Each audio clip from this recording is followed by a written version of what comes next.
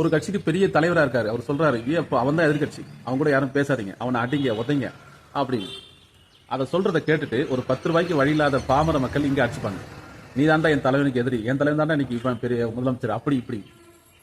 இன்னைக்கு பாருங்க, அந்த எதிரி இவங்களுக்கு நண்பன், இந்த எதிரி அவங்களுக்கு நண்பன். நண்பனா முடிஞ்சு வச்சா அவங்க ஒன்று சேர்ந்துட்டாங்க. அவங்க பேச்சு கேட்டு நாம அடிச்சுக்கிட்டோமே, இப்போ நாம எப்படி ஒன்று சேர முடியும்? இதுல இருந்து என்ன தெரியுது? அரசியல்வாதிங்க அவங்க ஆதாயத்துக்கு எதை வேணாலும் பேசுவாங்க. நாம பாமர மக்கள் கஷ்டப்பட்டு உழைச்சு சம்பாதிக்கிற நாம நம்ம வாழ்க்கையை மட்டும்தான் பார்க்கணும். அவங்க சொல்ற கேட்டுலாம் தெரியக்கூடாது. ஓட்டு போற அன்னைக்கு மட்டும்தான் நீங்க ஓட்டு பக்கம் போகணும். அதுக்கப்புறம் உன் லைஃபை நீ தான் பாத்துக்கணும். அவன் வந்து உன்னை தேடி கொடுத்துட்டு கை பிடிச்சி கூட்டுலாம் போக மாட்டான். நம்மளாம் ஒன்னாம் கிளாஸ் ஸ்கூல் படிக்கிற பசங்க கிடையாது.